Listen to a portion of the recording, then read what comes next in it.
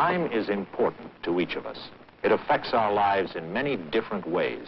Today, Ralph Ames, horse trainer by profession, finds time working against him. As soon as Ralph can get away from the track, he and his family are leaving on their first vacation in 2 years.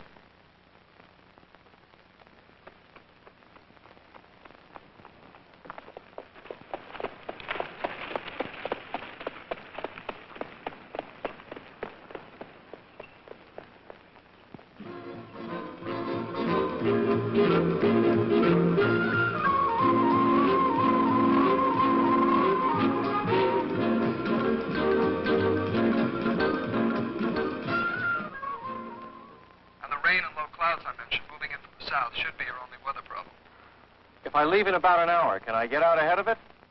Yes, you should be well ahead of it. What's your aircraft number? N6436, Quebec. Thank you.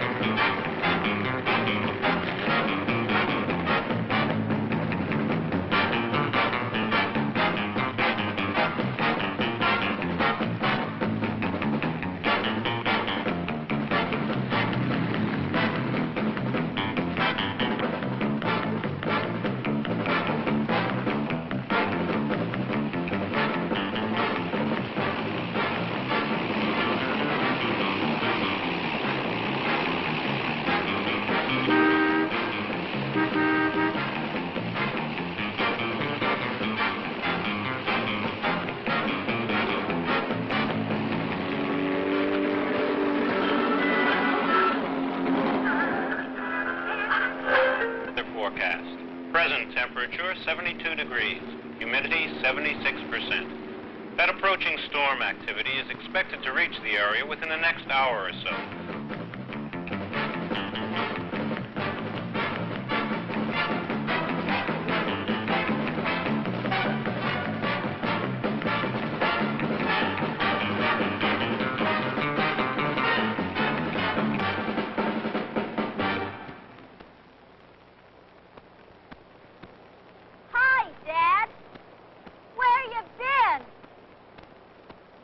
Can we leave? Calm down, Billy. We'll be ready to go just as soon as your mother's ready. Well, Ralph, the house is all locked up, and I even remembered to stop the newspaper. Genius, Mrs. Ames. That's what you are, nothing less. So, without further ado, let's, Oh. Well, isn't that nice? Come on, Billy, let's get the spare tire. We haven't got much time before the weather closes in. Ralph, darling, I just remembered something. What? The spare tire. What about it? Well, that's it. What do you mean, that's it? How could the spare... Where the devil is it? Well, I had a flat tire yesterday. Well, I took it to Charlie's gas station, intending to pick it up first thing this morning. But I guess I forgot. I guess you did. Well, it's a cinch we can't fit all this stuff in my car. Billy, go call the garage and tell them to make it quick. Well, that's a good hour down the drain.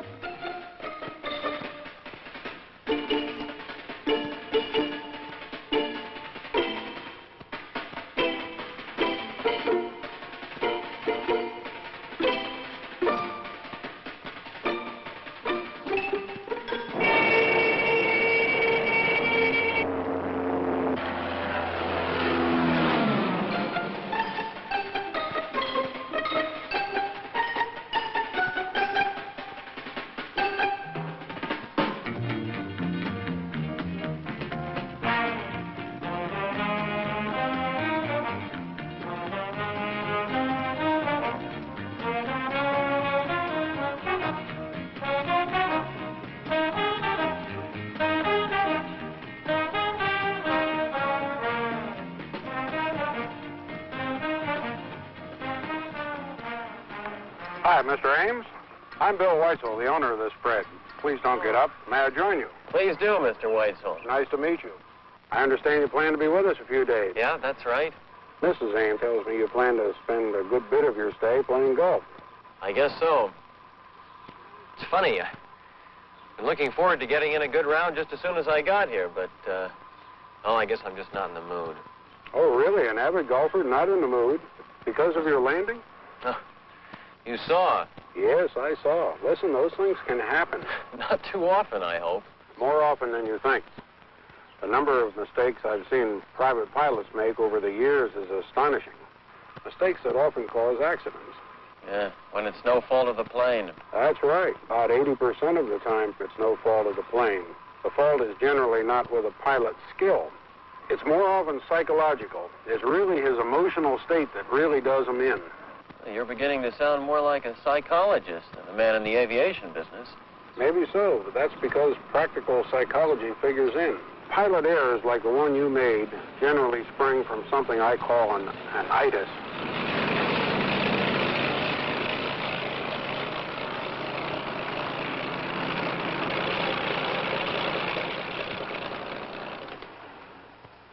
About that, itis you were mentioning, do I fit into that?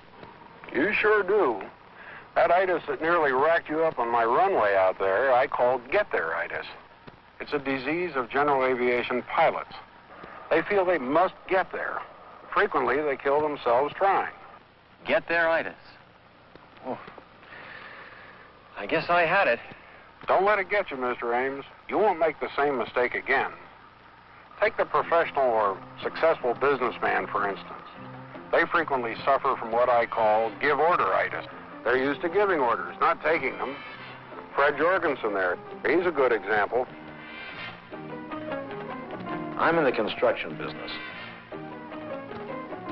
One afternoon, I had planned to cross country to check out some property I wanted to buy. But before I could leave, I had to straighten out a few problems.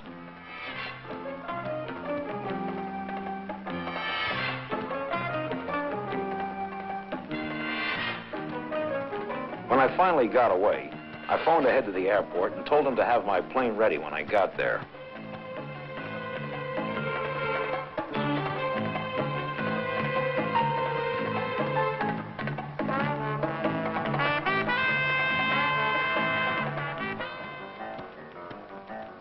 The young fellow at the flight service station pointed out the location of some weak funnel activity that could cause me trouble, or so the kid said.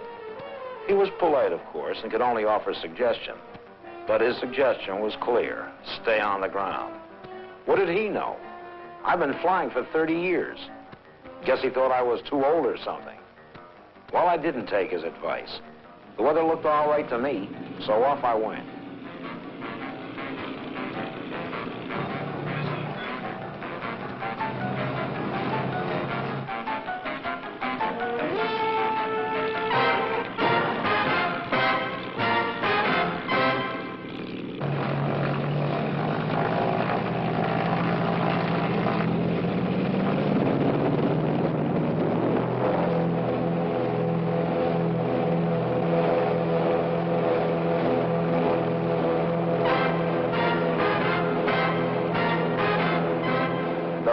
They've got nowadays. The darn fool was landing the wrong way. I made a mental note to find out who the guy was and tell him what I thought of his flying.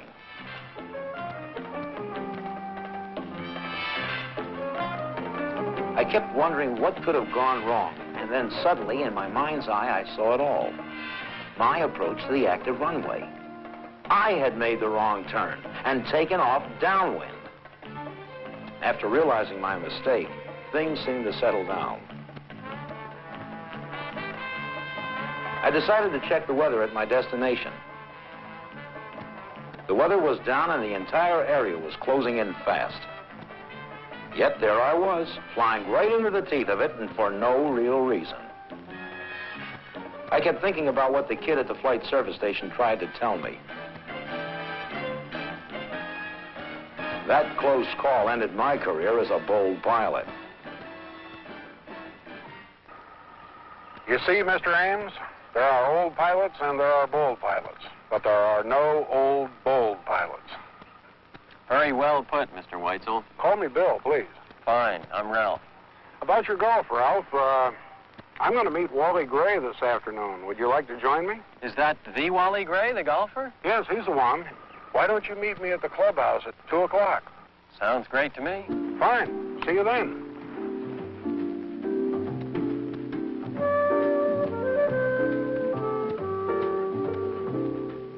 Too bad Bill couldn't make it today.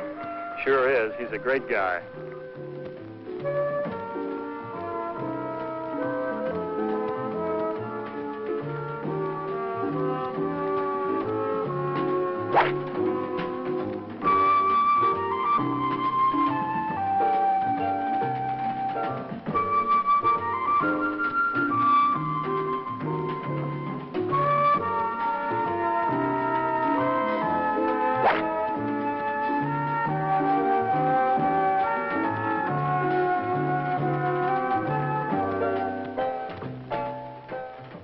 Wally, I didn't feel much like playing this morning, but sure glad I did. How's that? Oh, I goofed this morning. I almost landed with my gear up. I don't know why, but I can't seem to get it out of my mind. I know exactly how you feel. I had a close call once. I'd been involved in several big tournaments and hadn't flown for several months. One afternoon, after shooting a few landings, I decided to try some slow flight. So far, so good. Then I started a power-on stall. The stall broke, stronger than I expected, and I found myself in a steep power-on spiral. I pulled the power off and started my recovery.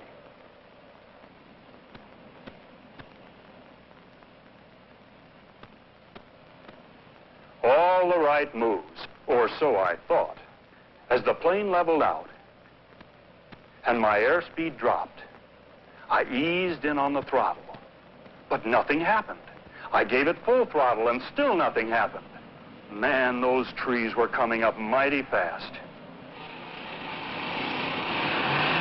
Finally, my power started to return.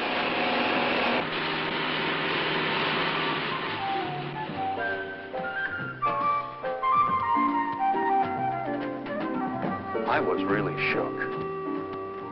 I headed back to the airport. I didn't have a clue as to what had gone wrong. Still shaken by my close call, I started my landing check. And then, just as I pulled on the carburetor heat, I realized what had gone wrong. I had forgotten the carburetor heat. The result? Carburetor icing, which had effectively killed my engine and nearly killed me. I had allowed my skills to become so rusty that my reactions were no longer instinctive. My procedures had become sloppy. You can be sure it won't happen again.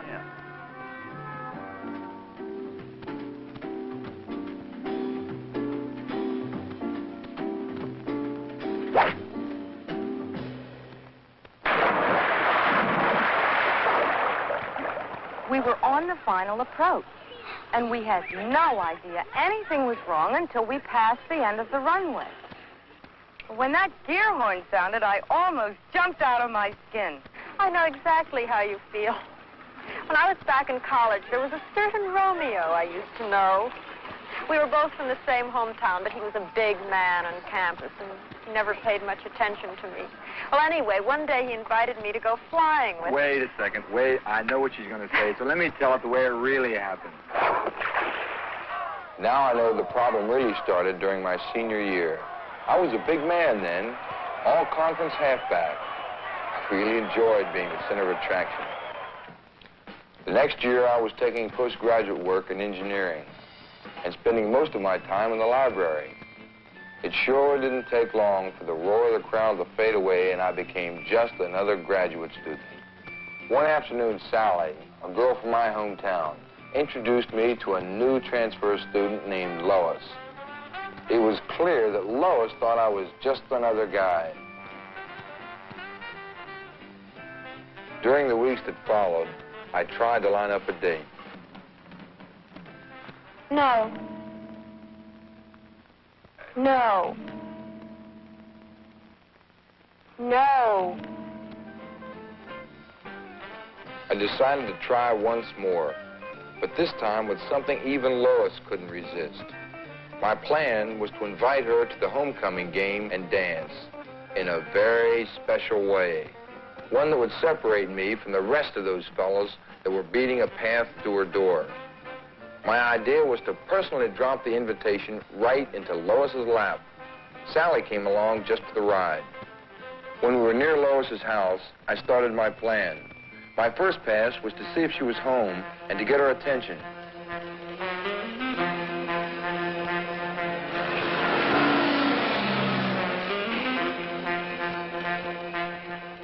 I was in luck. She was outside by the pool.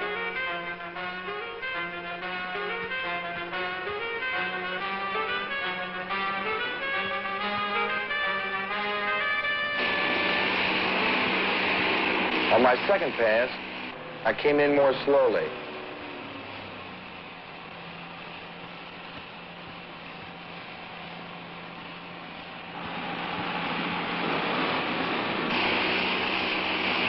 Just over the house, I dropped the invitation and banked a little more to get a better view. The stall warning caught me completely by surprise. Things happened so fast, I don't remember exactly what I did, but I'll never forget those trees. That little incident taught me one thing: never use an airplane to prop up a deflated ego. That little incident opened Andy's eyes to several things. But it wasn't until we were married for almost 2 years before I'd fly with him again. Andy, you never told me that before. I always thought you were a careful pilot. Bill, it only took one. What do you think I can take, Carl? How many nights can I go without sleep? And all I have to do is sit here and think about the bills that aren't paid. There goes Cora Stevens again. That woman never runs out of gas. But Carl did once. Bills, bills, bills. There isn't even money to pay for food. What are you going to do about these things? All you go do is go up flying in that crazy plane up in space or wherever you are. How do I know what you're doing? They had just had one of their routine arguments, and Carl couldn't get away fast enough. Thanks to the argument, he was half an hour late getting to the airport. He was in no mood to do a proper checkout. It was the busiest time of the day. There were several planes ahead waiting to take off, and several more were in the pattern. Mad to start with, this added loss of time only made matters worse. Carl had a lot to do, and the activity kept him busy, so his personal problems were forgotten for the moment.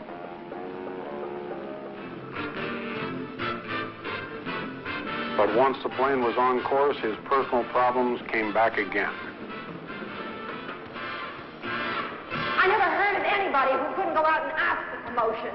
You're nothing but a mouse. That's what you are, a squeaking little mouse. A mouse! And you, honestly, I don't know what I'm going to do about you and these bills. Do you know that Margaret Jones's husband pays the bills and Clark Smith's husband pays the bills? They never even see them. I'm going to start on fire with these bills, and I'm going to sit you on top of it, and maybe you'll go out and get a promotion then. All you can think about is flying. Well, one of these days, I'm going to go up there with you. You know, you have never asked me to go up in that silly little plane, have you? It took him a while. He didn't know how long to pull himself out of it.